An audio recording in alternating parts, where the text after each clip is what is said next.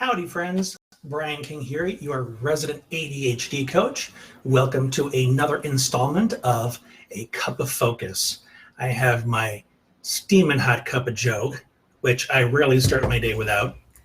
And one thing that I encounter a lot, especially in the ADHD groups that I belong to, as well as with clients, of course, is this rush to assessing life in an all or nothing way.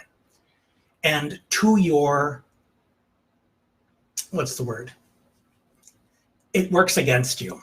Now, I know why we do it, because I slip into it sometimes too. It's our default setting. And for people that are by default pretty anxious, there's a tendency towards wanting safety. And it is very safe to think of things in an all or nothing way. Because if you decide, well, this dog bit me, so all dogs are bad, you know you can be safe because you assess every dog the same way and therefore eliminate all risk. So there's that. There's also the issue with decision making. It's easier to make decisions if you lean towards an all or nothing way, because there's a lot of executive functions that are required for decision making. You have to be able to sort things out. You need to be able to compare and contrast. You need to be able to organize and think through different arguments, pros and cons. And for people that have a hard time maintaining a train of thought, keeping their thoughts organized, that just can be very confusing. So thinking in an all or nothing way makes it easier to make decisions. Problem is, decisions aren't always black and white. You know, there are a lot of things that need to be thought through. And if people sense that you think in an all or nothing way, that can be used to manipulate you. Because all or nothing thinking tends to be very fear-driven, as I mentioned before with the anxiety issue. And if you are easily motivated and swayed by fear, people just need to frame things for you in a frightening way to get you to embrace that line of thinking. And you really need to be able to think in a much more gray, comprehensive way. Now, for full transparency, I often have difficulty thinking in a less than all or nothing way, but I acknowledge that I do it. That's step one. Acknowledging that you think in an all or nothing way, as opposed to believing you think in a correct way.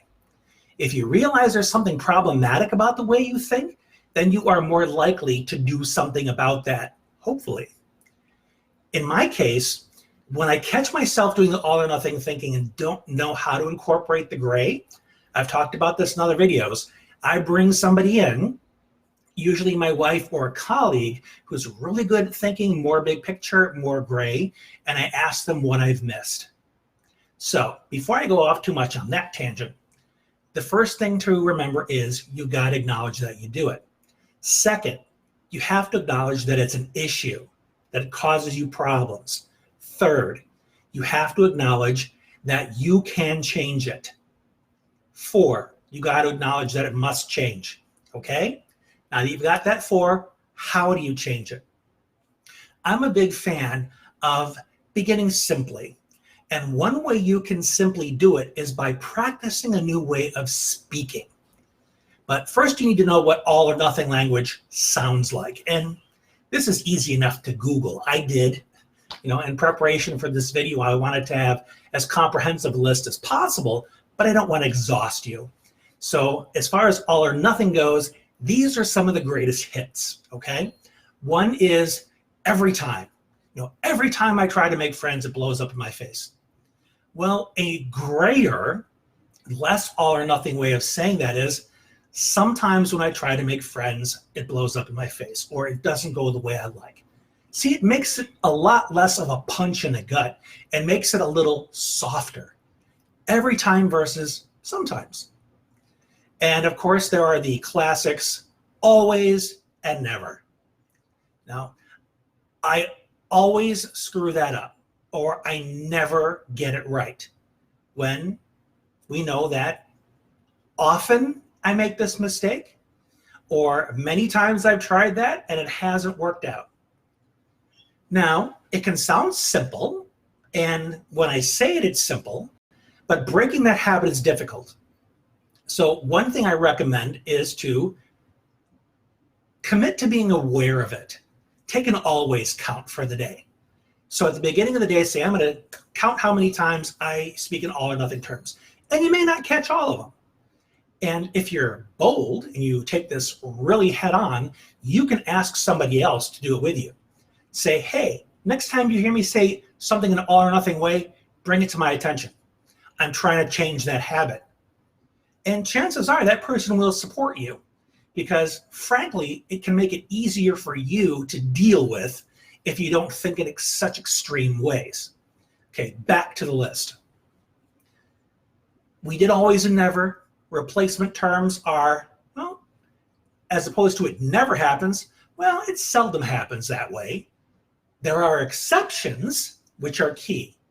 One of the keys to appreciating the gray is realizing that there are exceptions to the all or nothing way of doing things. They seldom happen that way. They rarely happen that way. One statement I read this morning in one of the ADHD groups is, I always get bored during dating. I'm never gonna be happy. Holy cow.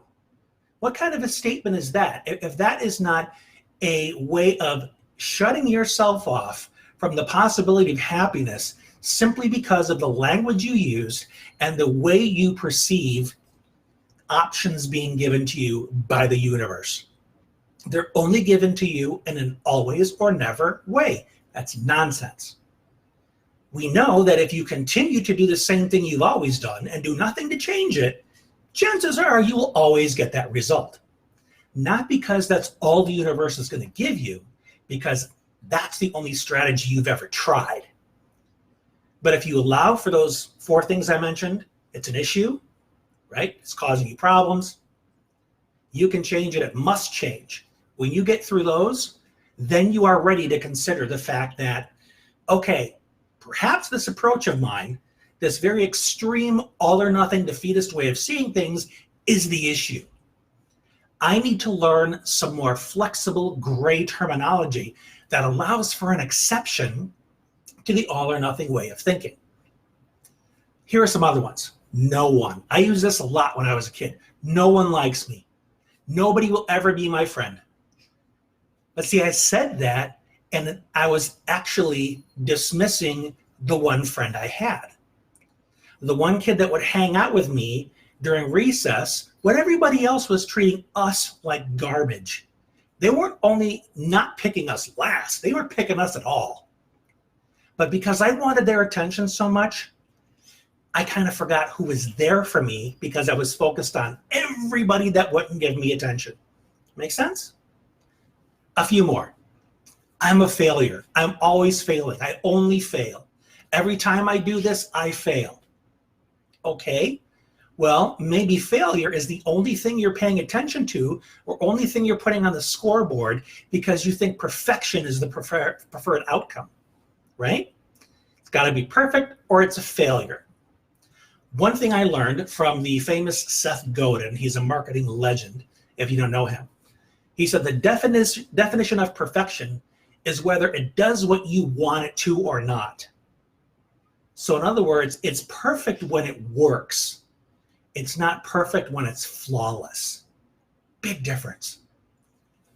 So I want you to think about this, these 4 steps that I've given you, and really make an effort to implement this. You can do it through journaling, so you can capture the way you think about things. Take an always or nothing tally, like I mentioned. How often do you say it? Introduce some replacement terms. Once you build up your awareness around this and catch yourself doing it, you can say, hang on, let me try that again. You can say, it never works out for me. You can say, oh, wait, try to change this. This time it didn't work out for me. Or the past few times I tried it didn't work out for me. Let me examine what I did that didn't work and then look for recommendations on how to tweak it so I can perhaps create a different result. So that's my 2 cents on that.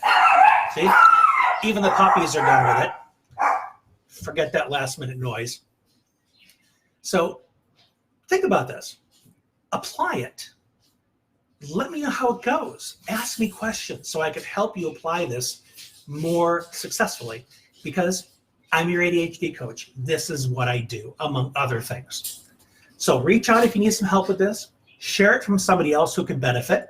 And until next time, this has been Brian. Thanks for being you.